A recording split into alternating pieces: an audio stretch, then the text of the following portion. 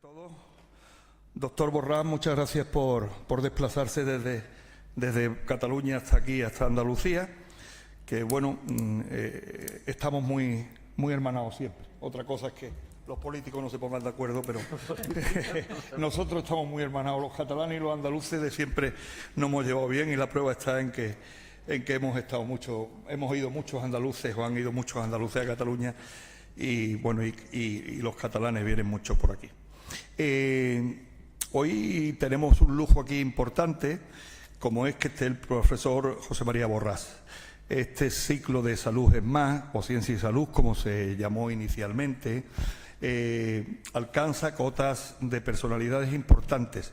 Y lo que más nos agrada es que a través de Sur y del streaming que se hace en directo y que queda en ese, como diríamos, en ese metaverso que son las redes sociales y se queda colgado en la nube, o como se llame eso, que yo no me aclaro muy bien lo que es, pues resulta que solemos tener una importante, de verdad, audiencia, pero hablamos de miles de personas.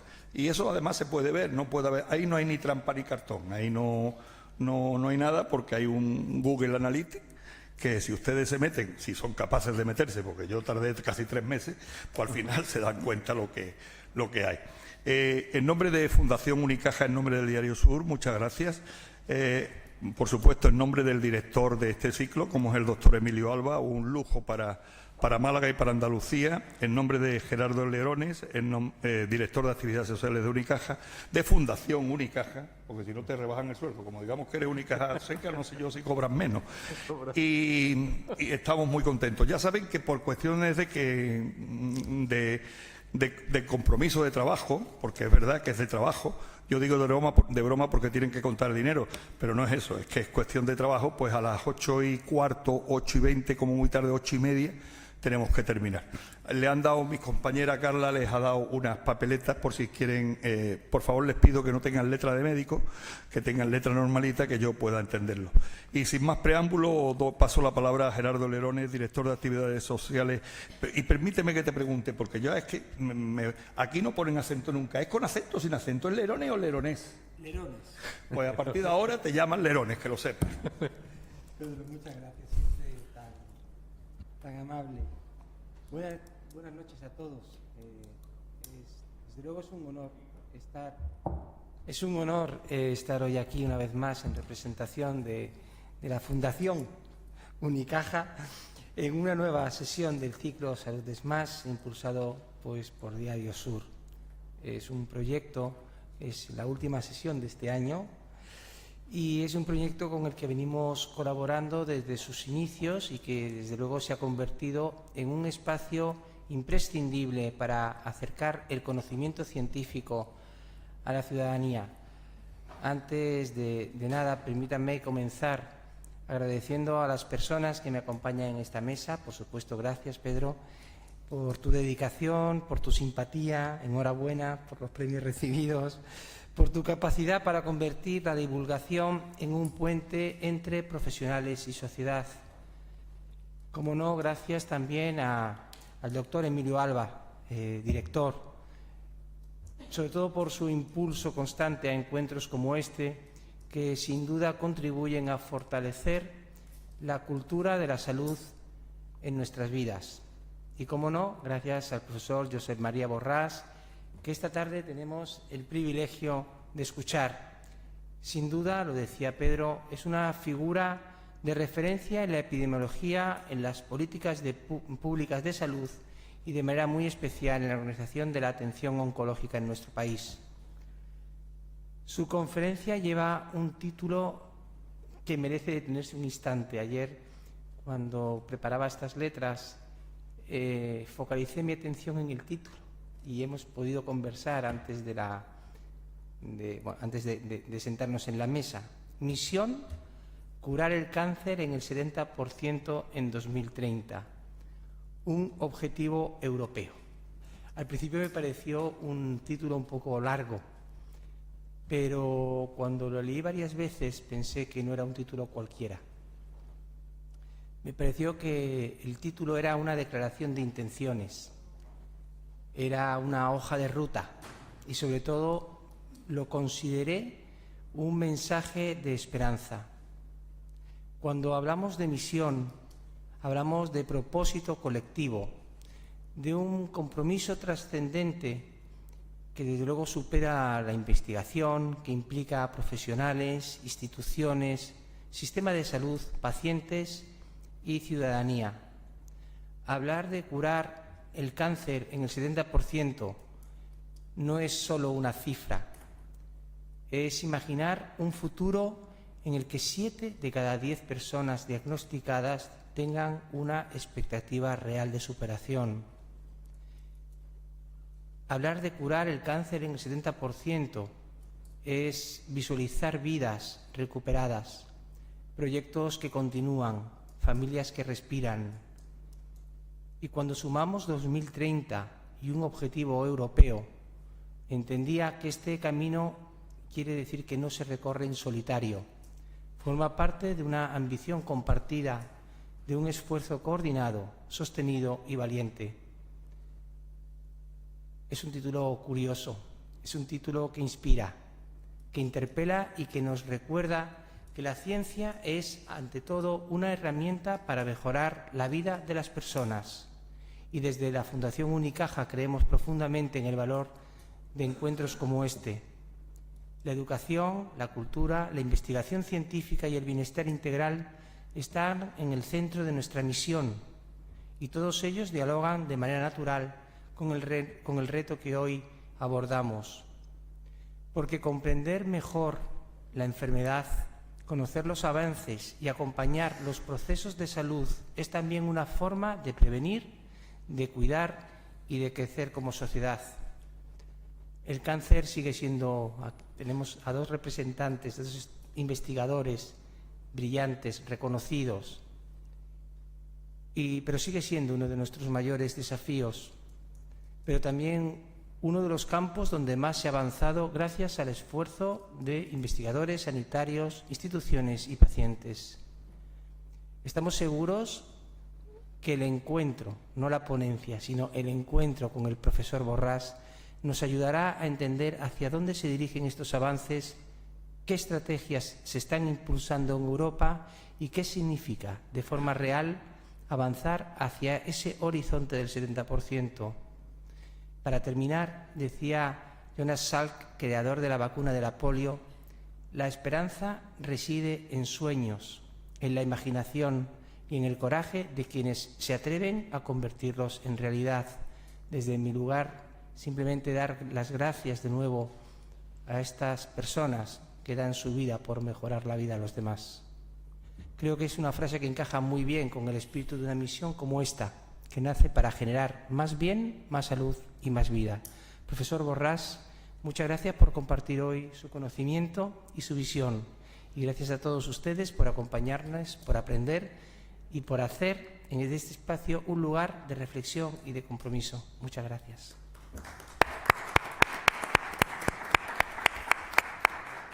Tiene la palabra el doctor Alba.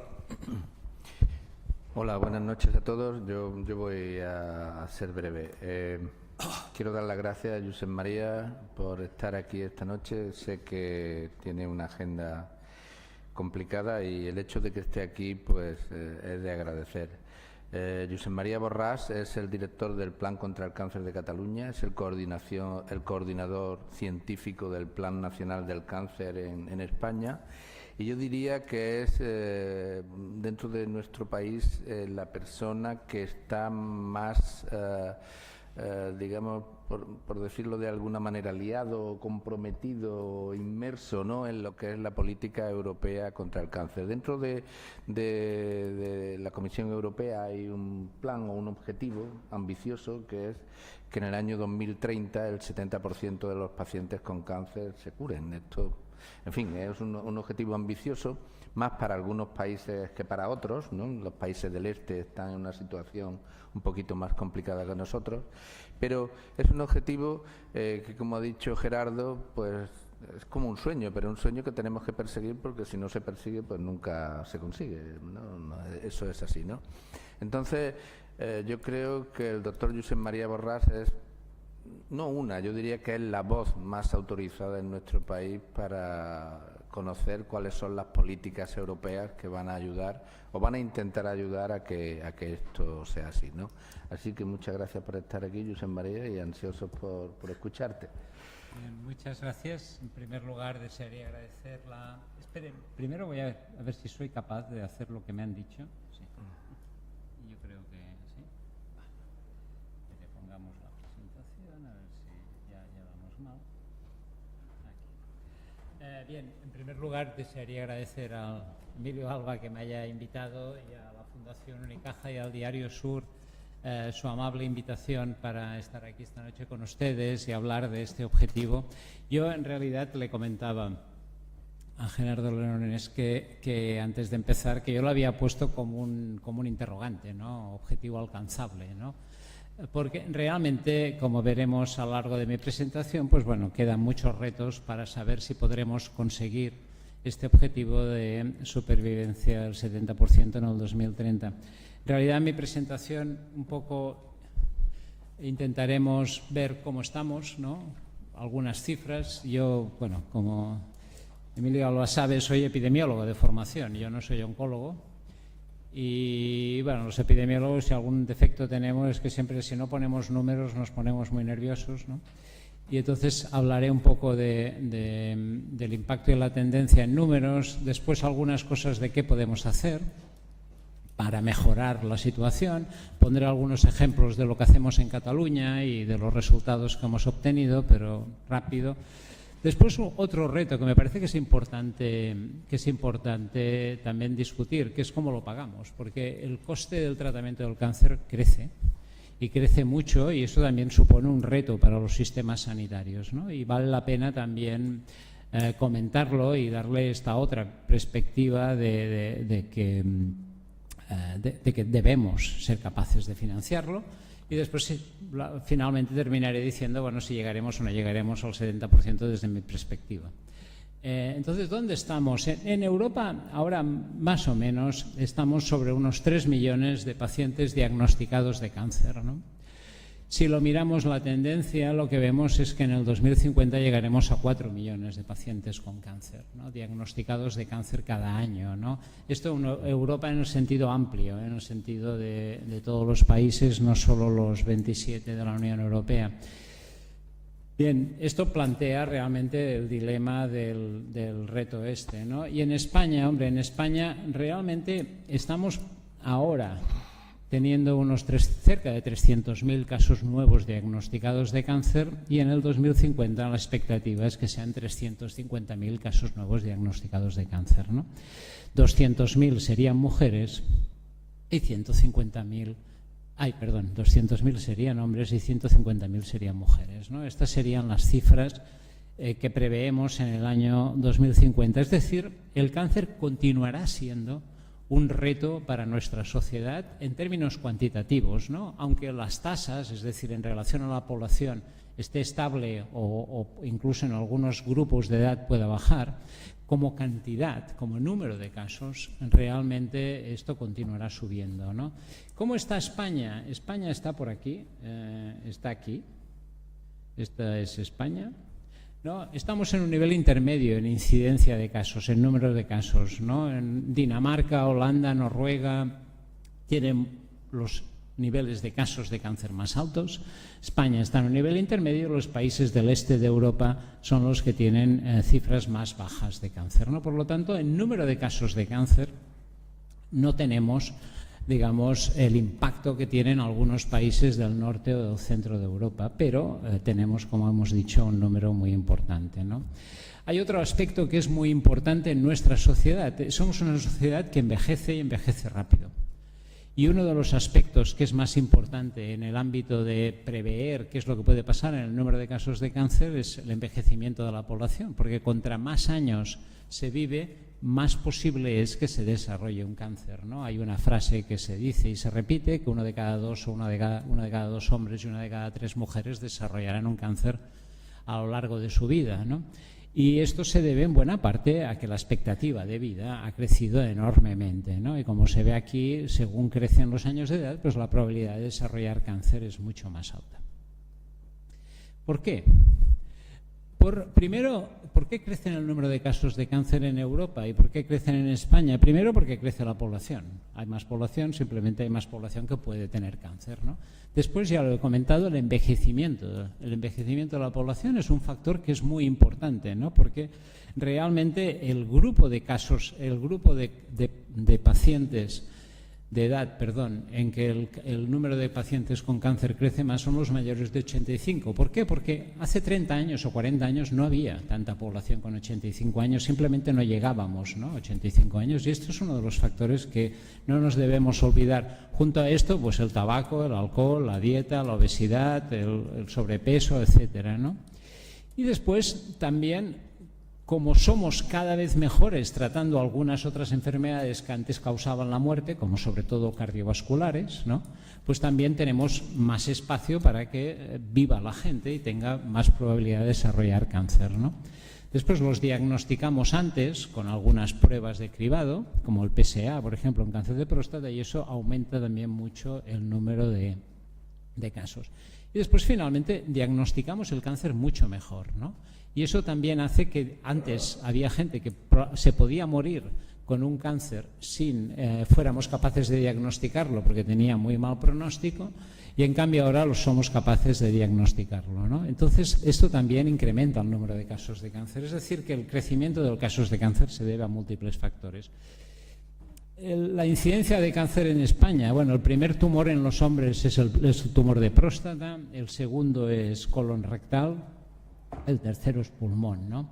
Después hay otra serie de tumores como vejiga urinaria. Vejiga urinaria es un tumor que en España es muy frecuente en relación con otros países del mundo, ¿no? Es de los tumores que realmente España tiene una incidencia bastante más alta que la media, ¿no? En mujeres, mama, ¿no? Mama por encima de todo. 1 de cada 3 mujeres que tiene cáncer de mama, ¿no? Después colorectal y ahora pulmón. Está creciendo el cáncer de pulmón porque las mujeres en España empezaron a fumar en los años 70 y 80, ¿no? En los años 70 y 80 fue cuando las mujeres realmente se lanzaron a empezar a fumar, han continuado fumando a lo largo de estos años y ahora empezamos a notar el impacto del cáncer de pulmón. De hecho, esta semana el Instituto Nacional de Estadística publicó una noticia que es importante porque dice que la primera causa de muerte de mujeres con cáncer es el cáncer de pulmón, ya no es ni el cáncer de mama ni el cáncer colorectal, ¿no? Realmente esto, ¿qué nos está diciendo? Pues nos está diciendo que el cáncer de pulmón tiene una supervivencia mucho peor que el cáncer de mama o el cáncer colorectal, pero además que hay más, ¿no? Y de hecho es el tercer tumor en frecuencia. 11.000 mujeres desarrollan cáncer de pulmón, ¿no? Por 24.000 hombres, ¿no? Desarrollan cáncer de pulmón en nuestro país, ¿no? Por lo tanto, estos son factores que están cambiando y esto nos muestra esta dinámica, ¿no? Después hay otra cosa que es la ratio hombres-mujeres. Hay tumores como laringe o tumores como vejiga urinaria que son muy masculinos, ¿no? La proporción de hombres respecto a la proporción de mujeres es muy alta, ¿no? Y el único tumor en que hay más mujeres que hombres que tienen ese tumor es tiroides, ¿no? El resto simplemente... lo que pasa que también en las mujeres pues el cáncer de mama pesa tanto que nos oculta este hecho, ¿no? De que en general hay más riesgo en los hombres que en las mujeres de tener cáncer. Después hay desigualdades en la mortalidad, ¿no? España está aquí, ¿no? No tenemos un gran gradiente de desigualdad socioeconómica en la mortalidad por cáncer como otros países, pero tenemos un gradiente de desigualdad socioeconómica, es decir, ser pobre tiene más riesgo de morirse por cáncer que ser rico, ¿no? Esto lo medían en nivel socioeconómico, lo medían con educación, o sea, que el nivel educativo. Tener un nivel educativo alto. En este caso pesa mucho también, por ejemplo, el nivel educativo impacta mucho sobre la probabilidad de fumar o no fumar, ¿no? Y entonces esto se traduce en estos gradientes de mortalidad. Por lo tanto, tenemos un impacto importante, tenemos una frecuencia importante de casos de cáncer y además tenemos una cierta desigualdad en el número de casos de cáncer. Una gráfica que a mí me gusta presentar es que el cáncer, controlar el cáncer, conseguir que se reduzca la probabilidad de desarrollar cáncer y la mejor de supervivencia es complejo porque el cáncer afecta a muchas cosas, ¿no? Y afecta a muchas enfermedades, ¿no? Cuando hablamos de cáncer estamos hablando en realidad de más de 200 tipos de enfermedades diferentes, pero además Debemos intervenir desde la prevención, desde la detección precoz, desde el diagnóstico, desde la mejora del tratamiento y en el tratamiento con oncología médica, oncología radioterápica, cirugía, el seguimiento y después también en el caso de que realmente no haya un tratamiento con intención curativa, pues la intención paliativa para mejorar la calidad de vida de los pacientes, ¿no? Por lo tanto, todo esto lo debemos juntar y por eso también se explica por la necesidad de los planes de cáncer, ¿no? Para tener en cuenta esta complejidad. Bien, ¿qué podemos hacer? La primera cosa es prevenir el cáncer, ¿no? Sabemos que un 40% de los casos de cáncer pueden ser prevenibles. El resto, hay un 10% probablemente que tienen que ver con el cáncer hereditario, con genética, digamos, de familia, ¿no? Pero después hay todo un porcentaje que podríamos decir que es mala suerte, es una mutación al azar, etcétera, ¿no? Pero ese 40% sí que lo podemos prevenir y para prevenirlo, pues yo creo que todo el mundo sabe que podemos hacer, ¿no? Lo que tenemos que hacer es no fumar, tenemos que hacer una dieta que mejore la prevención del cáncer, evitar la obesidad y el sobrepeso, la exposición a la contaminación, seguir las recomendaciones de riesgo laboral, la radiación y la exposición solar excesiva, ¿no? Entonces, el problema de la prevención es que si ahora nos planteáramos la prevención como la única estrategia para mejorar el pronóstico y el impacto del cáncer en nuestro país, tardaríamos 10-15 años en ver el impacto, ¿no? Si ahora todos dejáramos de fumar en nuestro país, dentro de 15 años es cuando veríamos que el cáncer de pulmón o los tumores relacionados con el tabaco empiezan a bajar, ¿no? La carcinogénesis es un proceso lento de desarrollo, pero también es lento de desaparecer, ¿no? En términos poblacionales. Por lo tanto, la prevención es esencial, pero es una estrategia a largo término, ¿no? Las recomendaciones preventivas, aquí les he puesto el Código Europeo contra el Cáncer. Realmente esto del Apple y de preparar las presentaciones con el Apple hace que se desconfiguren y me excuso por la desconfiguración, pero estas son las recomendaciones del Código Europeo contra el Cáncer, que son recomendaciones que yo creo que todos podemos conocer, ¿no? Entonces, hay otra. ¿Qué podemos hacer en términos de tratamiento, ¿no? Yo les explicaré un poquito algunas de las cosas que estamos haciendo. Antes me gustaría presentar un informe reciente hecho para la Unión Europea de la medicina personalizada, ¿no? Aquí hay toda una serie de estrategias de medicina personalizada en prevención, en promoción de la salud, como la nutrigenómica, como el screening estratificado según, por ejemplo, la densidad mamaria, el diagnóstico, los diagnósticos por biomolecular, ¿no? Para saber realmente los biomarcadores, tratamiento, etcétera. A mí lo que me llama la atención de esto, y perdonen, porque para mí yo creo que es muy importante, y más en esta época que todo parece que va a ser por inteligencia artificial, es que al final aquí lo que no se dice de la medicina personalizada es la relación personal entre un médico y un paciente, ¿no? O sea, yo creo que al final, con tanta historia de medicina personalizada, parece que la medicina personalizada sea buscar la genética o buscar un biomarcador que en el ciclo de las quinasas, ¿no? De aquello que estudiábamos en bioquímica hace ya bastantes años. Pero en realidad lo que también debemos poner en valor para mejorar el pronóstico, para mejorar la atención, es la relación personalizada entre un médico y un paciente, ¿no? Que explique qué es lo que el paciente tiene y que lo acompañe a lo largo de un proceso terapéutico que en oncología puede ser de 1 año, 2 años, 3 años, 4 años. Es decir, una de las grandes diferencias del tratamiento oncológico multidisciplinario, por ejemplo, en relación a cardiología, ¿no? Es que el tratamiento oncológico dura mucho tiempo. No es un tratamiento que en 3 días o en 5 días o en 1 mes esté resuelto, ¿no? Y después simplemente haya que pasar controles, ¿no? Sino que son tratamientos que duran. Por lo tanto, la relación personalizada la debemos reivindicar y no solo entender la medicina personalizada como establecer un nuevo biomarcador para un target terapéutico. En fin, nosotros hemos hecho algunas cosas que me gustaría muy brevemente comentar. Hemos centralizado la cirugía compleja del cáncer porque pensamos que la experiencia del cirujano y la experiencia del equipo es muy importante para mejorar el tratamiento y para mejorar los resultados. Esto genera discusiones. En Cataluña tenemos un sistema sanitario con muchos hospitales, 64 hospitales, entonces realmente hemos pensado que algunos procedimientos, solo algunos, pueden ser centralizados. Uno de los que hicimos fue el cáncer de recto y hemos visto, esto en rojo es la supervivencia a los 4 años del cáncer de recto operado con intención radical en Cataluña en el 2008-2009 y en verde el 2011-12, cuando empezamos a hacer la centralización, y después en las auditorías posteriores en las que hemos visto que la supervivencia mejora, ¿no? Por lo tanto, la centralización del tratamiento en 25 hospitales, tampoco es que estemos aquí centralizando en 3, realmente funciona y permite mejorar la calidad de los resultados quirúrgicos. Me parece que esto es importante.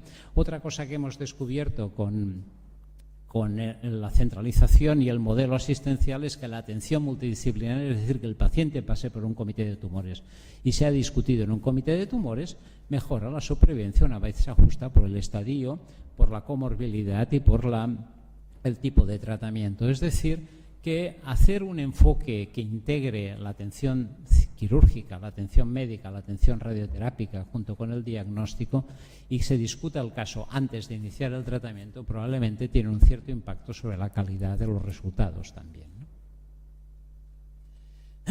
También hemos realizado un programa de diagnóstico rápido desde el año 2005, ¿no?, para que si el médico de familia ve un síntoma de alto riesgo lo pueda derivar al hospital directamente y en un mes el paciente, la recomendación es que el paciente pueda iniciar el tratamiento. Es un programa basado en síntomas, es decir, es a partir de los síntomas, la pérdida de peso, sangre, etcétera, ¿no?, centrado en tumores específicos y no en síntomas inespecíficos, con un tiempo de respuesta aceptable, ¿no?, que en principio, ya digo, se situaría en 15 días para las pruebas y un mes para el inicio del tratamiento. Consensuar esto de consensuar que el médico de familia hable con el hospital y con el especialista de hospital probablemente es lo más importante, ¿no?, para consensuar los criterios, ¿no?, y que se derive bien, ¿no? El informe de la prueba debe estar resuelto en un máximo de días, ¿no?, y establecer un criterio de retorno a la atención primaria en el caso de que el paciente finalmente no tenga patología. Cuando hemos evaluado esto hemos visto que en torno a un 40% de los pacientes que se derivan finalmente acaban teniendo cáncer. Es decir, que el diagnóstico de sospecha funciona bastante bien, ¿no? Y después hemos añadido más cánceres para llegar hasta 11. Esto se ha traducido en una instrucción nueva que hemos publicado hace unos meses del Servicio Catalán de la Salud, que implica pues qué se deriva, cómo se deriva, y lo hemos introducido dentro de la historia clínica electrónica, con lo cual la trazabilidad de la petición y la trazabilidad del seguimiento será mucho mejor que lo que teníamos hasta ahora, ¿no? También hemos desarrollado un programa de oncología de precisión para diagnosticar con paneles de secuencias de Next Generation Sequencing de tumores, ¿no?, que hemos publicado recientemente los resultados. Realmente es un programa que tiene una garantía de equidad de acceso, es decir, cualquier médico que vea a un paciente que crea que se puede beneficiar de esto puede pedir la prueba. Está centralizado en una serie de laboratorios, depende del tipo de prueba. Para hematología son 5 laboratorios y para oncología médica son 10. Las alteraciones moleculares están listadas y se revisan cada 6 meses. Hay un almacenamiento de los datos centralizado para proteger los datos, ¿no? Hay una armonización de procesos y se financian estos paneles específicamente, es decir, el centro de referencia cobra por la realización de los paneles. Esto nos ha llevado pues, que el año pasado realizamos 5.000 paneles de Next Generation en tumores sólidos, esencialmente en recidivas y en cáncer de pulmón en el inicio. Todos los pacientes pediátricos tienen un panel, en los hematológicos prácticamente todos también, y los tumores hereditarios pues también, ¿no? Esto es un poco un resumen de la actividad. Después, también yendo más allá de lo que se puede hacer, de lo que he dicho, ¿qué más se puede hacer para mejorar el pronóstico? La OCDE el año pasado revisó todas las actividades y todo esto y al final puso un resumen que dijo qué se puede hacer mejor, ¿no? Podemos hacer instrumentos de decisión electrónica para que los médicos puedan ser ayudados a tomar la decisión. Bueno, esto es un reto, pero realmente es de las cosas que todo el mundo está intentando, pensando, valorar qué se puede hacer. Después, mejorar el acceso desde atención primaria al hospital, ¿no? Esto parece de perogrullo, pero es una cosa que no es sencilla, ¿no? Porque muchas veces tenemos sistemas que el paso entre la atención primaria y el hospital pues no es trivial, ¿no? La entrada de biosimilares o genéricos para rebajar el coste de los tratamientos, ¿no? Mejorar el acceso de oncología de precisión, ¿no? A todas las terapias dirigidas. Y después establecer Comprehensive Cancer Centers, ¿no? Establecer los centros integrales de atención, ¿no? También se hace pues, guías de práctica clínica, se hacen redes asistenciales, se evalúan los resultados, etcétera, ¿no? Aquí tienen el informe por si tienen interés en bajárselo, pues se puede bajar directamente. Entonces, esto de los Comprehensive Cancer Centers nace de lo que comentaban antes en la introducción del Plan de Cáncer Europeo. El Plan de Cáncer Europeo fue un plan de cáncer aprobado en el 2021, tenía unas 10, lo que ellos llamaban 10 iniciativas emblemáticas. La iniciativa número 5 dice que hay que crear el modelo asistencial en Europa, debe ser Comprehensive Cancer Centers, que debe haber una red europea de Comprehensive Cancer Centers que deben ser certificados, es decir, evaluados para demostrar que cumplen con los criterios de ser un Comprehensive Cancer Center, y el objetivo es que el 90% de los pacientes en el 2030 sean tratados en Comprehensive Cancer Centers. Este es un objetivo que es un deseo, porque realmente en algunos países, sobre todo del este de Europa, pues es un deseo, es un reto, ¿no? Pero en países como el nuestro realmente esto nos ha llevado a plantearnos el modelo asistencial y ver cómo podemos conseguir que se certifiquen como centros de referencia, centros que probablemente ya son centros de referencia, es decir, que tampoco estamos inventando nada, ¿no? También nos lleva a decir, bueno, realmente debemos hablar de atención multidisciplinaria, de cómo se coordinan los profesionales, de cuáles son los recorridos asistenciales, los patient pathways que hacen los pacientes a través del sistema sanitario de un hospital a otro, ¿no? Cómo esto se formaliza, qué acuerdos hay, ¿no? Cuáles son los indicadores de calidad y cuál es el proceso de mejora, ¿no? La Unión Europea, cuando plantea los Comprehensive Cancer Centers, los centros integrales de cáncer, no dice, no, mire, todo el mundo tiene que ser perfecto el día cero, ¿no? La Unión Europea lo que dice es, usted cuando vaya a ser certificado también nos tiene que decir qué es lo que quiere mejorar en los próximos años. Porque nadie nace enseñado, ¿no? Nadie nace perfecto, y entonces hay cosas que a lo mejor no tienes un registro de cáncer, a lo mejor tu sistema de control de calidad hay algunos aspectos que deba mejorar, o el comité de tumores registra la información y no lo registra para todos los comités de tumores, no sé. Pero estas cosas, lo más importante no es tanto estar en posición de revista al día cero, sino en posición de revista al día cero y dispuesto a mejorar en los próximos años, ¿no? Esto es muy importante. Y la otra cosa ¿por qué este objetivo? Porque la Unión Europea, y yo estoy perfectamente de acuerdo con ella, dice que organizar la atención oncológica, la forma que organizamos la atención oncológica, influye sobre el resultado. O sea, el resultado del tratamiento de cáncer y la percepción que tiene el paciente sobre la atención oncológica que recibe depende mucho de lo bien organizado que esté. Cómo le explicamos por qué cambia de un médico a otro, por qué va de un hospital a otro, por qué una prueba se ha de realizar de una manera o se ha de realizar de otra, cómo le explicamos la atención que recibe, ¿no? Y cómo hacemos que todo este proceso sea, como esta frase que dicen los canadienses, sin costuras, ¿no? O sea, que no se note que realmente está todo coordinado, ¿no? Y que los médicos han hablado antes entre ellos, etcétera. Esto mejora la supervivencia y mejora la calidad de vida percibida por el paciente. ¿Podemos pagar los nuevos tratamientos? Bien, yo creo que todo el mundo sabe que los nuevos tratamientos, ahora está muy de moda hablar del CAR T-cells y todo esto, ¿no? Tienen un coste extraordinario, ¿no? Entonces, realmente esto pone una presión sobre los sistemas sanitarios públicos de salud, ¿no? El CAR T-cells puede costar 300.000 euros cada tratamiento, ¿no? Tiene una presión extraordinaria sobre los servicios de salud. Entonces, una cosa que vale la pena ver es hasta qué punto nos gastamos el dinero en España, ¿no? Entonces, aquí está España. En España nos gastamos el 9,6 del Producto Interior Bruto, en sanidad, ¿no? Hay países como Holanda, he puesto algunos, Holanda o Suecia, por ejemplo, que gastan más, y algunos que gastan menos, ¿no? Como Eslovenia o Eslovaquia o Rumanía. Ahora bien, también es esto, ¿no? ¿Cuál es del coste del cáncer, cuánto nos gastamos, ¿no?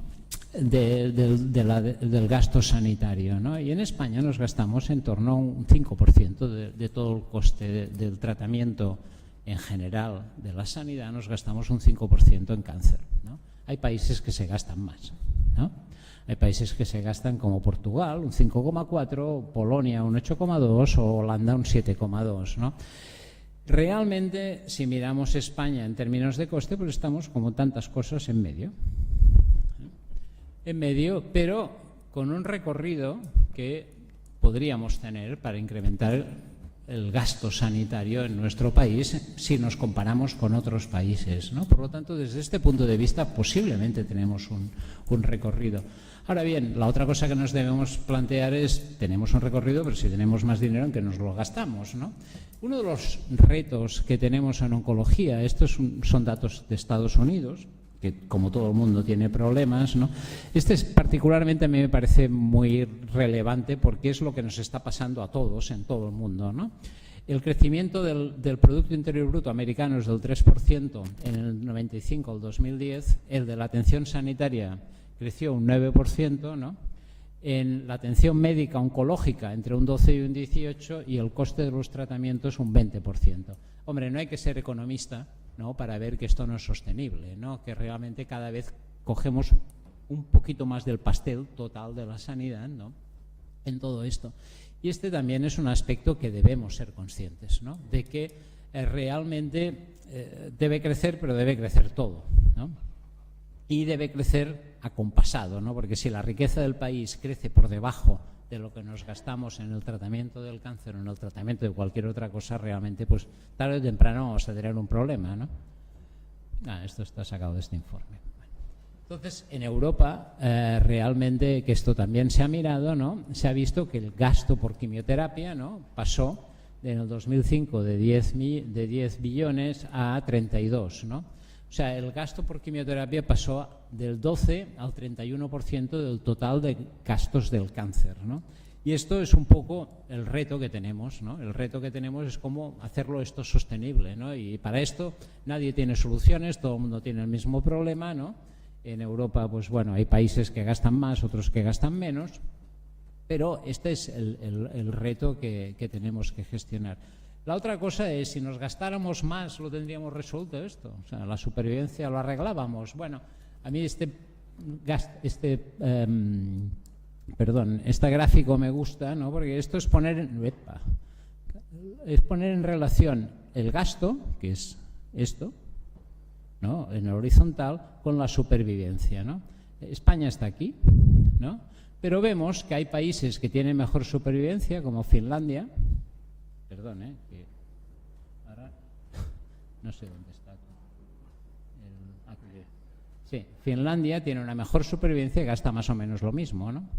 Y otros países que tienen una supervivencia igual, como Italia, o un poco mejor, ¿no?, y en cambio gastan más, ¿no?, están más a la derecha de la recta. Es decir, ciertamente hay una relación entre el gasto y la supervivencia, pero hay un aspecto, y la diferencia es la organización de la atención sanitaria, ¿no?, cómo organizamos la atención sanitaria, que explica también un aspecto relevante de cuál es el impacto que tenemos del dinero, de cómo lo gastamos en la atención sanitaria. Y en este sentido, pues yo siempre he dicho que España, para el gasto que tenemos, realmente tenemos un buen sistema sanitario. Bien, resumen en términos comparativos. Hay un informe que publica la Unión Europea y que promete que publicará cada 2 años que nos dice cómo estamos, ¿no? Entonces, en mortalidad por cáncer estamos mejor, ¿no?, porque esto, si está en azul, quiere decir que estamos por debajo de la media europea. En cáncer de colorectal estamos un poquito por encima de la media, ¿no? En cáncer de mama estamos bastante por debajo de la media, ¿no? En cáncer de pulmón más o menos en la media, ¿no? En la supervivencia de cáncer estamos mejor, en cáncer de mama y cáncer de colon, en cáncer de pulmón estamos un poquito por debajo de la media, pero bueno, de 14 a 15 tampoco hay tanta diferencia. Las desigualdades económicas ya las hemos comentado. También en gasto sanitario para prevención nos gastamos poco. En tabaco estamos peor que la media europea, ¿no? En alcohol también, pero esto no creo que sea ningún misterio para ustedes.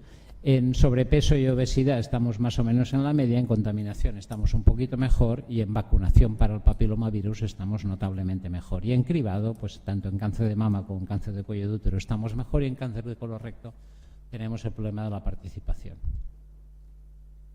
También en médicos estamos bien, pero en enfermeras estamos por debajo de la media, ¿no? En el número de fármacos pagados estamos más o menos en la media europea, en escáneres, en resonancias y en equipos de radiación, pues estamos más o menos en la media europea. Bueno, o sea, no estamos mal, ¿no? Podríamos probablemente estar mejor, pero no estamos mal en términos europeos. Ahora, estar en la media europea es bueno o es malo, hombre. Estar en la media europea está bien, ¿no? Porque probablemente en muchas cosas, también económicamente, probablemente estamos en la media europea, ¿no? Pero bueno, hay países que están mejor, ¿eh? También esto de estar en la media también tiene esto. Y esto también lo tenemos que ser conscientes. Y volvamos a la pregunta inicial para terminar, la supervivencia, ¿no? La supervivencia, pues, de cáncer. La supervivencia del cáncer, tenemos tumores que tenemos supervivencias muy buenas, como el melanoma o el cáncer de mama, del 90% a los 5 años, ¿no? En hombres, cáncer de próstata también 90%, pero también supervivencias del 25 o el 20% en pulmón, ¿no? O del 50-60% en cáncer de colon, ¿no? Por lo tanto, depende de qué tenemos supervivencias buenas, depende de qué no tenemos supervivencias tan buenas, ¿no? Y tenemos tumores de mal pronóstico, como el cáncer de pulmón, el cáncer de páncreas o el cáncer de esófago. En el entorno europeo estamos más o menos igual. Hay una cosa que es muy importante para mí, el estadiaje importa, ¿no? La probabilidad de sobrevivir depende del estadiaje en que te lo detecten, pero también de la edad, ¿no? Según la edad, la probabilidad de sobrevivir es más baja, ¿no? Y aquí en Holanda pues se ve que los mayores de 75 años tienen una supervivencia bastante menor que los mayores que la gente que tiene 45 o 54, ¿no? Probablemente porque tiene más enfermedad, es más complicado de tratar, etcétera. Pero estos son aspectos que también hay que tener en cuenta para el 70%, porque si envejecemos, realmente la dificultad de llegar al 70% será algo mayor, porque la dificultad de sobrevivir mucho una vez tienes más de 75 años, pues también es mayor. Bueno, y esto es un poco el resultado final, ¿no? Estos son datos de Cataluña, pero son equiparables a España, ¿no? El resumen es que en mujeres llegaremos al 70% en el 2030 si continuamos mejorando nuestra supervivencia, ¿no? Estos rojos son las mujeres, pero en hombres llegaremos con dificultades al 60%, ¿no?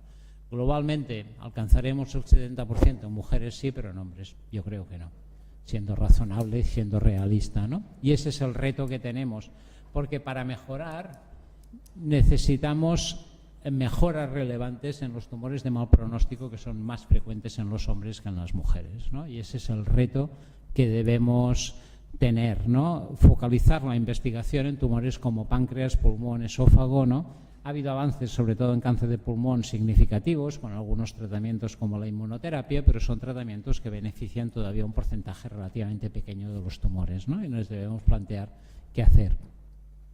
El impacto del cáncer en número de casos aumentará, ¿no? El envejecimiento de la población es la principal explicación, pero también el posible impacto de algunos factores de riesgo, ¿no? El tabaco está bajando en los hombres, sobre todo en las mujeres está más bien estable. Esto nos permite ser optimistas en cáncer de pulmón, pero la dieta y el ejercicio físico son mejorables. El sobrepeso y la obesidad en niños y adolescentes yo creo que es uno de los grandes retos, ¿no?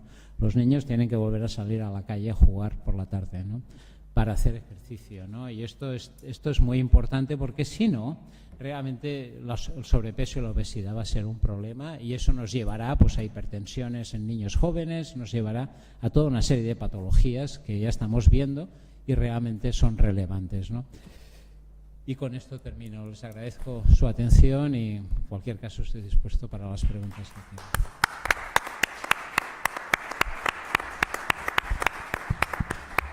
Sí, por favor, si mi compañera quiere recoger las preguntas que haya. Y aquí, doctor, muchas gracias por su alocución, por su intervención. Me han llegado, generalmente cuando se hace una buena entrevista, como la que ha hecho mi compañero José Antonio Sau en Sur, que le ha hecho al doctor Borràs, pues esto hace que haya más preguntas, ¿no? Y algunas preguntas que me han llegado, algunas muy bien no las entiendo, porque, por ejemplo, ¿se sienten ustedes como director del Plan contra el Cáncer a nivel nacional infrafinanciados? Bueno, yo creo que es muy difícil esto, primero porque la infrafinanciación es un término relativo, ¿no? En realidad es muy difícil saber si estamos peor financiados que otros ámbitos, ¿no? Que otros ámbitos como cardiología o neurología, ¿no? Que también son relevantes. Yo no tengo la sensación de que estemos infrafinanciados. Más bien al contrario, creo que la prioridad del cáncer ha sido sentida y notada por muchas administraciones sanitarias, y creo que se han destinado recursos a oncología. También me gustaría destacar que también se han destinado recursos desde el punto de vista de organizaciones alternativas, ¿no? Como puede ser, por ejemplo, la Fundación Amancio Ortega, ¿no? Que ha resuelto la financiación de la radioterapia de una forma notable, ¿no? Pero también el Gobierno decidió que parte de los fondos europeos de resiliencia fueran para técnicas diagnósticas como escáneres y resonancias magnéticas, y también aparatos de radioterapia, ¿no? Con lo cual tenemos, por ejemplo, equipos realmente actualizados, ¿no? De funcionamiento. Por lo tanto, yo no tengo la sensación de Hay algunas preguntas que yo creo que han quedado contestadas. Las voy a decir, pero salvo que considere el doctor que se puede matizar algo. Por ejemplo, dice cuál es el principal reto de la planificación oncológica en España. Yo creo que la ha contestado. Otra pregunta que me hace un lector, claro, lo han hecho antes de escuchar qué avances considera más prometedor en el diagnóstico precoz del cáncer también. Pero este sí me interesa, y creo que es interesante, perdón, la redundancia, creo que es interesante. Si 7 de cada 10 casos, digamos, se curarán en 2030, que es lo ha dicho con interrogación, ¿no? No saldrán, ¿no cree el doctor? También es extensiva a Emilio Alba la pregunta, ¿eh? ¿No creen que habrá nuevas patologías oncológicas que desconocemos ahora y que van a fulminar este objetivo y podrían minimizar estas cifras? Yo creo, sinceramente creo que no. O sea, creo que habrá otros retos. Un reto, por ejemplo, que en el cáncer infantil pasa, ¿no? Que la supervivencia es extraordinaria, del 80 y 85%, es que después hay segundas neoplasias a los 30-35 años. Es decir, que el riesgo de segundas neoplasias se vive mucho más, esto está claro, ¿no? Creo, sinceramente, que el gran reto del 70% es la supervivencia a largo plazo, la calidad de vida de los pacientes. A mí me parece que hay un tema que debemos ser capaces de personalizar el seguimiento. Hay un paciente con un cáncer de colon con estadio 1 operado, probablemente el tipo de seguimiento no tiene ningún sentido que lo estemos visitando cada año, ¿no? Pero, en cambio, hay pacientes que los efectos adversos, sea del tratamiento, sean los efectos adversos de la propia patología, deben ser seguidos, y probablemente uno de los retos que tenemos como país es mejorar los servicios sociales.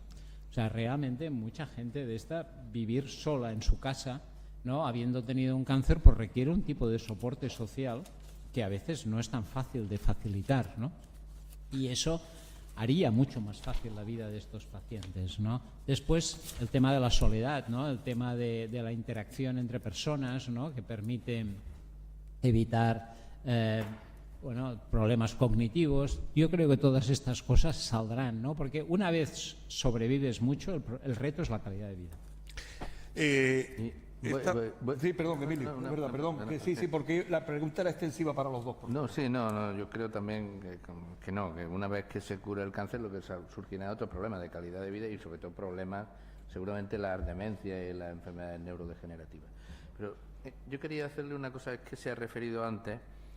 Y aquí que hemos tenido una experiencia con eso, de ver cómo lo han resuelto, porque es la centralización de patologías. La centralización de cirugías complejas, que yo creo que es crucial. Se habla mucho de medicina de precisión, de esto, pero, por ejemplo, en esta provincia pues se opera el cáncer de recto en 7, 8, 9 hospitales diferentes, ¿no? Cuando hoy sabemos que eso no debiera ser así, ¿no? Por ejemplo, ¿no? Entonces, o el cáncer de ovario, ¿no? Que es un cáncer que depende mucho de cómo te operen, y se opera pues en 5 o 6 sitios, ¿no? Pues no hemos sido capaces de resolverlo. Y no hemos sido capaces de resolverlo no por los pacientes, no hemos sido capaces de resolverlo por los gestores y por los profesionales. Esto en Cataluña, ¿cómo lo habéis hecho? Porque, Sí, costó lo suyo, ¿eh? Quiero decir que no fue fácil. También, sinceramente, se planteó en un momento que la crisis económica era muy fuerte. Esto se planteó en el 2009-2010, en el cual también muchos de los gestores lo que querían era tratar a los pacientes que ellos tenían la obligación de tratar y no tratar más, ¿no? Esta competición a veces por el número de pacientes. Desde el punto de vista del sistema sanitario, primero evaluamos los resultados de todos, ¿no? Porque sí que pensamos que era muy importante, si le tienes que decir a un hospital que deje de hacer algo, tienes que demostrarle que es mejor que se haga en otro sitio, ¿no? Y la mejor manera es mirarlo. Hicimos un esfuerzo bastante importante de auditorías clínicas para evaluar todos los casos tratados en todos los hospitales de Cataluña. Costó tiempo y después devolvimos los resultados centro a centro. Yo creo que hubo un consenso bastante importante en que los centros que operaban muy pocos, centros que operaban 1, 2, 3, 4 tumores dejaran de operar, ¿no? Eso fue relativamente fácil. Después hay algún tumor que, bueno, caso, por poner el caso, es el cáncer de esófago, que el número de casos es muy pequeño. En Cataluña tenemos 90 casos al año, ¿no? Tenemos 5 centros. Quizás teníamos antes 7 u 8 y lo hemos reducido, pero eso ha costado porque a veces la gente no es que quiera operarlo o no quiera operarlo. Lo que pasa es que salir en una lista que dice que ahí no se opera eso, también digamos, hay un tema de imagen también, si se quiere, ¿no? Yo creo que hay aspectos, porque todo el mundo reconoce que la centralización es buena. El problema muchas veces es que quieres y que seas tú centralizar, ¿no? Quiero decir que esto es la dificultad. Nosotros hemos hecho evaluaciones periódicas de resultados cada 3-4 años para demostrar y evaluar que los centros de referencia mejoran sus resultados y cumplen con los objetivos. Es decir, que nosotros hemos mantenido de alguna manera el sistema de información para valorar la calidad en todos los centros en los que hemos centralizado, para poderles decir al resto de hospitales que está bien, o sea, que está bien el proceso, ¿no? Y eso también yo creo que ha sido un esfuerzo pedagógico importante que nos ha costado tiempo, pero vale la pena. Preguntas ya presenciales de personas que están aquí entre nosotros, gracias desde luego. Una pregunta, resumiéndola, es que si tantas medicinas y medicamentos como tomamos no puede ser también un elemento de riesgo. Hombre, la polifarmacia también es un problema, ¿no? Quiero decir, hay un porcentaje, ahora no recuerdo exactamente si era el 5 o el 8% en Barcelona, que se toma más de 15 fármacos al día. Hombre, 15 fármacos ya son fármacos, ¿eh? Quiero decir, ya es como un oficio, ¿no? Yo recuerdo a mi padre en la última época que era como si fuera el primer plato, ¿no? Se ponía las pastillas delante y todo esto. Realmente esto, ¿a qué nos lleva, no? Nos lleva a que haya mucha más interacción de fármacos, a que haya muchos más riesgos farmacológicos, ¿no?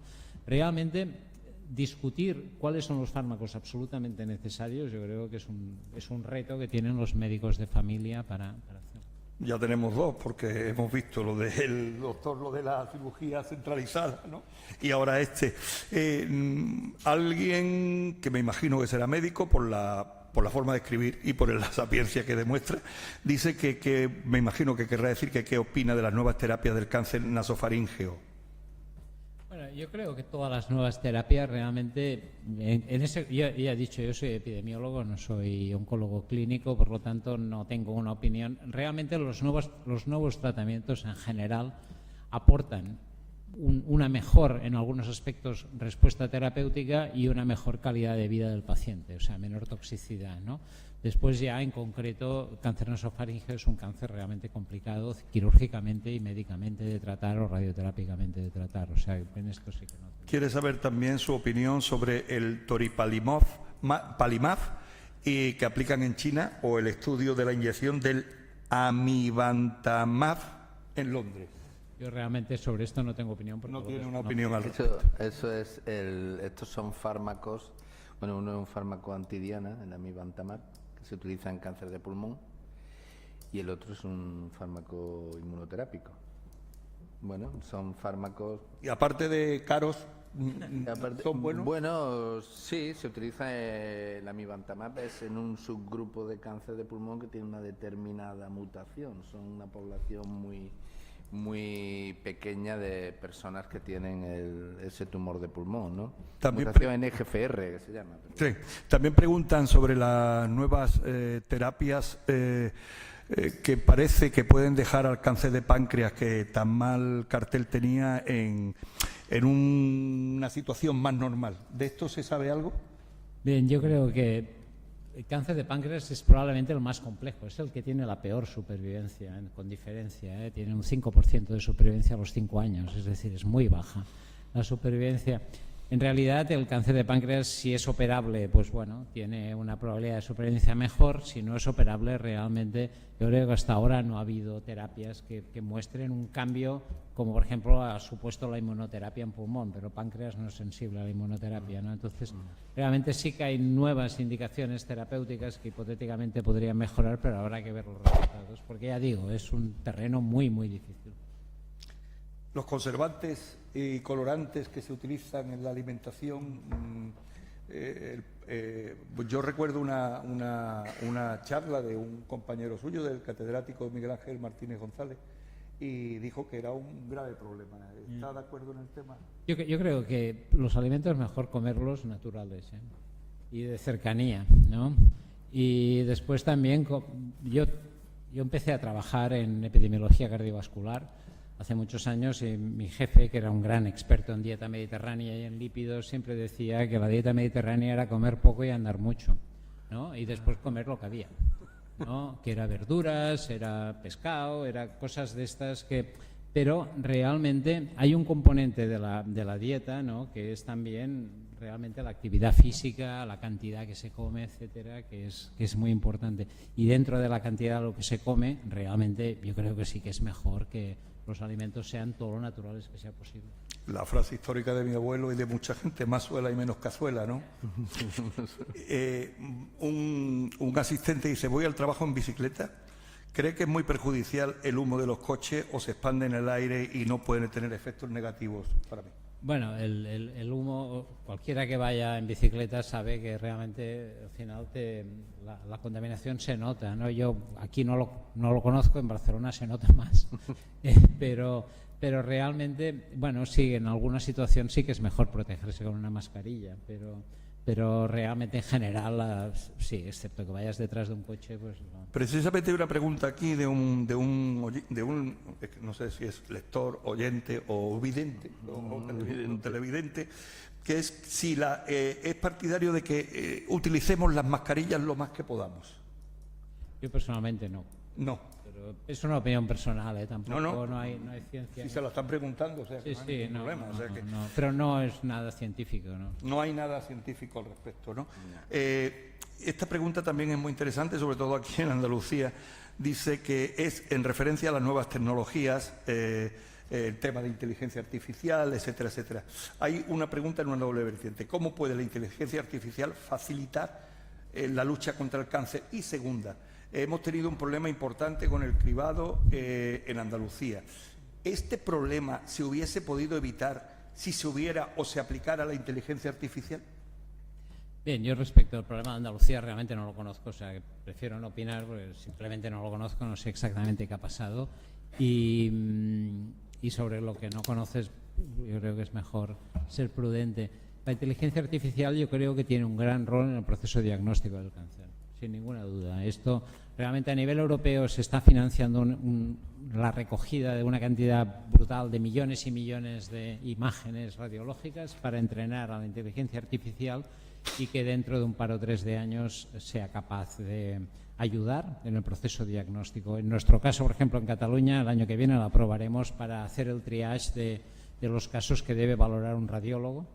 En el caso del cribado de cáncer de mama, ¿no? La hemos probado en un estudio de cribado de cáncer de pulmón que estamos haciendo en el marco de un proyecto europeo, y realmente lo que hace muy bien la inteligencia artificial es detectar cualquier alteración, pero después debe haber una inteligencia humana que valore realmente si aquello es patológico, es relevante o no es relevante, ¿no? Porque la inteligencia artificial cualquier cosa que encuentra te la dice, ¿no? Y entonces hay que aplicar racionalidad humana, ¿no? En este sentido es muy importante. Otra cosa que probablemente podrá jugar es en integrar la información de patología, de radiología, de imagen. Sí, la patología digital va a ser muy importante en los próximos años. O sea que la inteligencia artificial lo primero que va a llegar es a la imagen. Bueno, sí. En los cribados los vas a facilitar, creo yo, tal como está. Pero a nivel de diagnóstico ya hay algoritmos que sobre una laminilla, que es lo que miran los patólogos, pues pueden inferir una gran cantidad de conocimiento del tumor. O sea que con lo que ves en la laminilla, pues puedes saber casi el perfil molecular del tumor. Casi no te va a hacer falta un secuenciador, te va a hacer falta un algoritmo. Pero a mí me da miedo. Mira, yo que con el doctor José Antonio Trujillo, que ha escrito un libro sobre inteligencia artificial en medicina, estuve moderando una mesa en Jaén. Pero hoy me ha pasado una cosa que me ha dado miedo, porque recuerdo mucho lo que dijo. Yo hoy para una comunicación que tengo con el Vaticano, estas cosas que a mí me dan, y que tengo comunicación con el infinito y más allá, ¿no? Entonces, pues necesitaba unos datos del Papa León XIV. Papa León XIV, agustino, yo también soy agustino, entonces tenemos, todos los agustinos nos sentimos un poco papa, ¿no? Y entonces le digo a la inteligencia artificial, digo, mira, ¿para qué voy a buscar en Google, empezar a leer? Le hago una pregunta directa a la inteligencia artificial, a ChatGPT, y le digo, mira, ¿me puedes decir esto del Papa León XIV? Y dice, grave error, Pedro Luis. Tú, me dijo el nombre, y pues yo le digo Jenny, y me dice, grave error, Pedro Luis, el último papa que se llamó León era León XIII. Y no hay ningún Papa León XIV. Digo, y esta es la inteligencia artificial. No podemos cometer un error creyendo que esto es la panacea y no lo es, porque comete errores. Yo creo que una actitud crítica y práctica respecto a la información es muy necesaria. Por eso yo creo que la inteligencia artificial ahora, yo no sé dentro de 15 años, pero ahora no tiene capacidad de sustituir, tiene capacidad de complementar, ayudar a hacer más rápidos algunos procesos.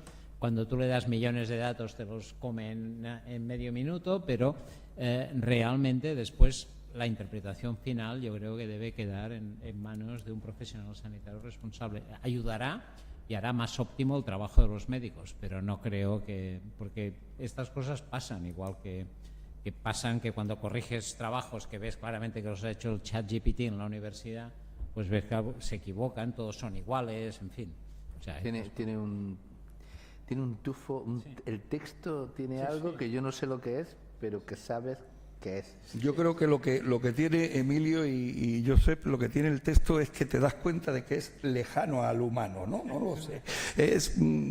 Además, bueno, después hay una cosa, con la de faltas de ortografía que escribe la mayoría de la gente, de buena primera, todos están ahora ya sin faltas de ortografía. Es una cosa, hemos aprendido muchísimo. Dos preguntas que pueden ser para los dos también. Si es tan eficaz la quimio por boca como la inyectada. Depende, sí. En cada hay enfermedades que tienen quimioterapia oral y son intravenosas. Para las que son eficaces, pues sí, da igual. No entiendo muy bien lo que dice, pero a ver si no me equivoco. ¿Es biopsia líquida, puede ser la pregunta? ¿La biopsia líquida podrá ser la panacea en la prevención? Esa es la prevención, no en el diagnóstico temprano. En el diagnóstico temprano, bueno, exactamente. A ver, en el diagnóstico temprano ahora mismo hay un gran interés de muchísimas compañías que están trabajando en eso, ¿no?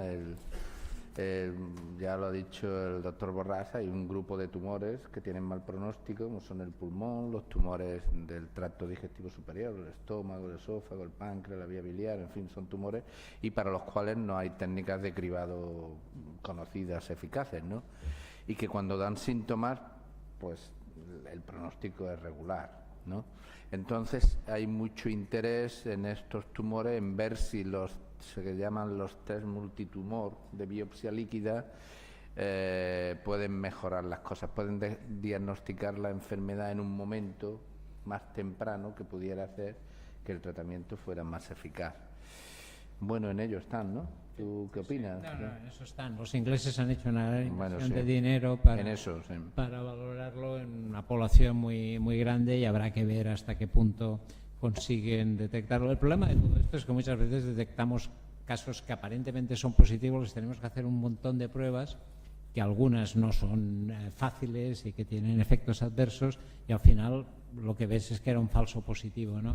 Entonces eso es lo que hay que valorar para realmente saber si funciona o no. También por redes sociales me llega una pregunta doble, que son dos máximas, o es una máxima doble, dos mantras que hay, dos cosas que se dicen que yo pienso personalmente que no son verdad, pero se lo pregunto a ambos, se lo preguntamos a ambas. Una, ¿es verdad que hay tipos de cánceres que si te enteras que los tienen y empiezan a tocarlos es cuando te mueres? A tocártelos, ¿es cuando te mueren? No, hombre, no.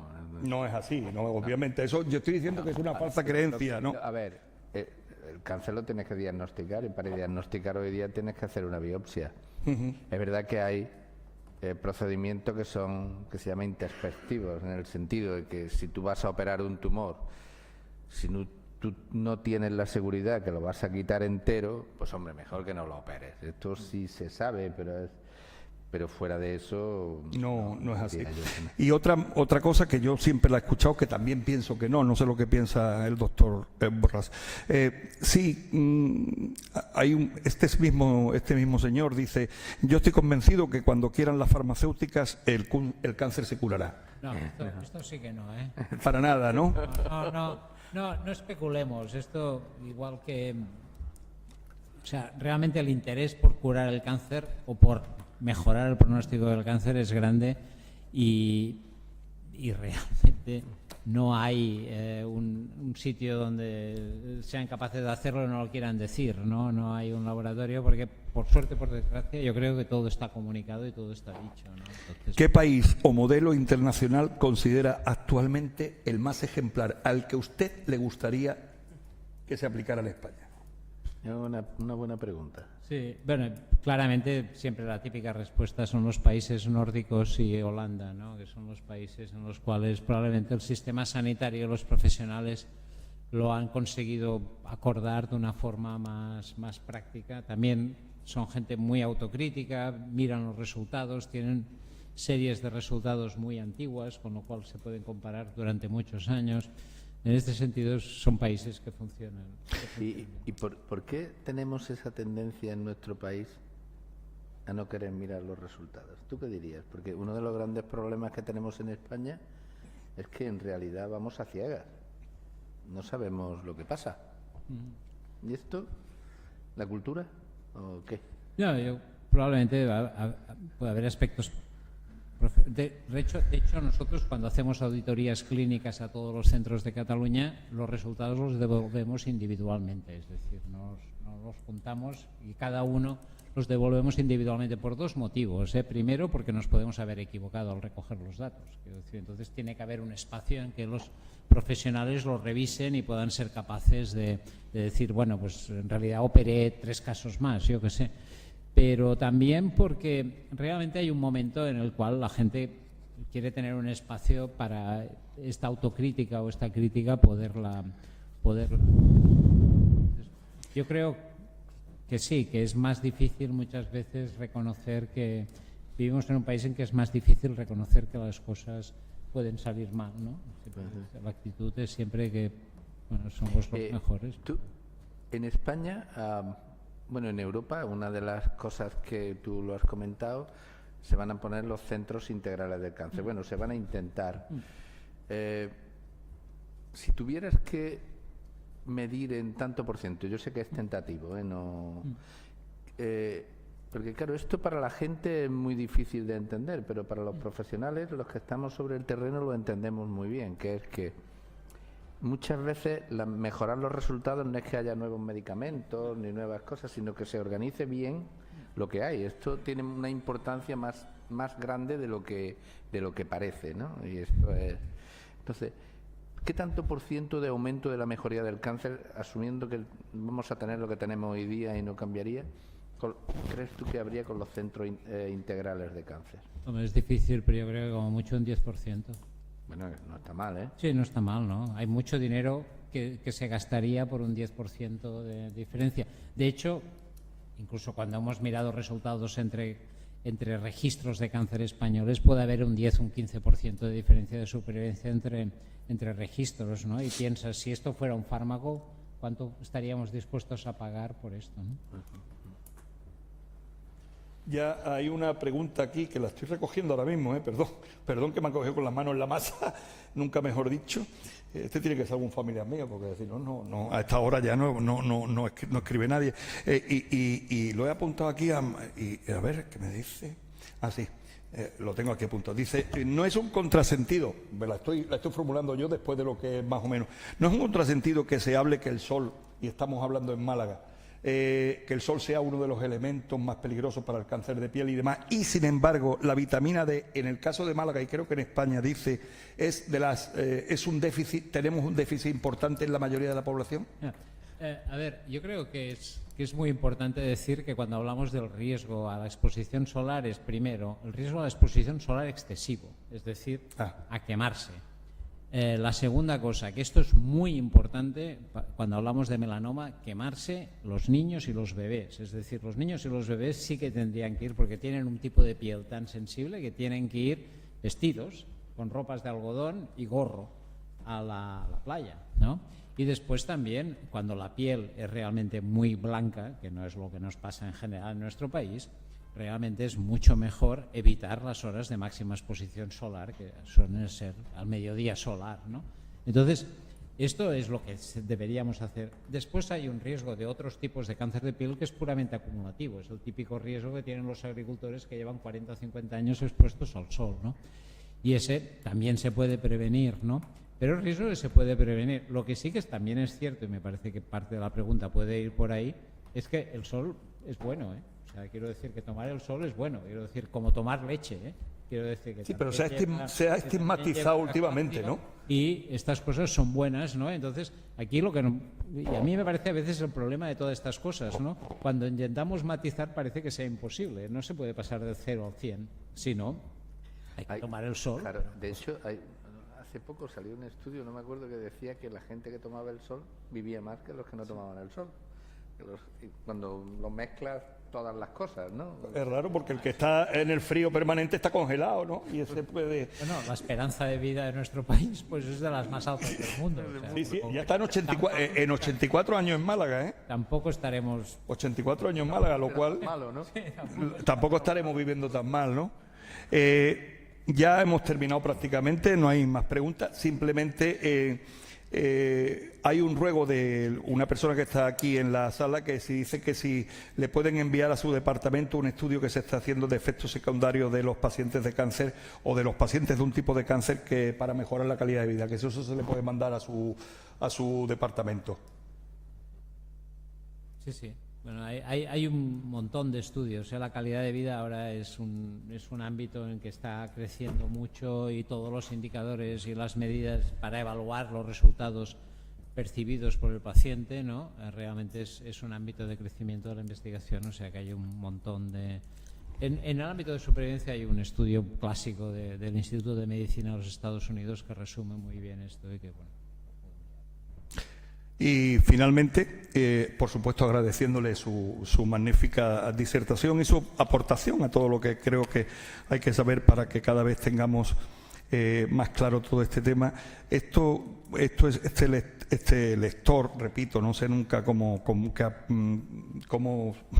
adjetivarlo, dice que enhorabuena por la charla, pensaba que iba a ser muy técnica y me ha gustado mucho. Pero dice inmediatamente, pero esto es para el doctor Emilio Alba. Sé cómo ha luchado usted para el nuevo centro del Hospital Clínico de Málaga contra el cáncer y solamente le puedo decir que gracias, enhorabuena, porque cuando entras allí estás en otro mundo. ¿Tan bueno es aquello, Emilio? Bueno, aquello es mejor no ir. No, es mejor no ir. No, yo es que no pienso ir, o sea. No, a ver, sí, a ver, ha superado las expectativas. La expectativa en el sentido de que se ha hecho un hospital de día oncomatológico nuevo y se ha intentado hacerlo desde un punto de vista moderno, humanizado, en el sentido de que no sean las típicas sillas digamos, en estación, en aeropuerto, con colores, digamos, amables, con madera, con amplitud, porque el espacio es muy importante, con sitios para trabajar, con comida. El hospital de día tiene muchísimos puestos, todo luz natural. La verdad es que ha superado las expectativas y está muy, muy bien. Yo creo que ahora mismo es el mejor hospital de día oncomatológico que tenemos en Andalucía, tanto público como privado. Y quiero agradecerle a una persona, porque siempre salen los consejeros de salud por ahí, etcétera, etcétera. Bueno, que está muy bien y eso. Pero hay una persona que es la consejera de Economía y Hacienda, que yo conozco, que usted conoce, muy bien, que gracias a ella tenemos eso, porque si no hubiera sido por ella, ese hospital de día oncomatológico no estaba ahí. Y esto lo quiero decir en público, ¿no? Porque de los fondos europeos, pues a pesar de muchos contratiempos e inconvenientes, ahí está. Pues se lo transmitiré esta noche, si Dios quiere.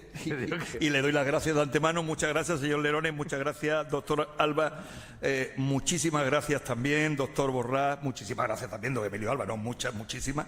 A los dos es un lujo tenerles aquí. Y yo siempre digo, cuando me voy de aquí y estoy con gente como ustedes, digo, me voy más tranquilo. Yo voy a superar los 84 años. Muchas gracias a todos por venir.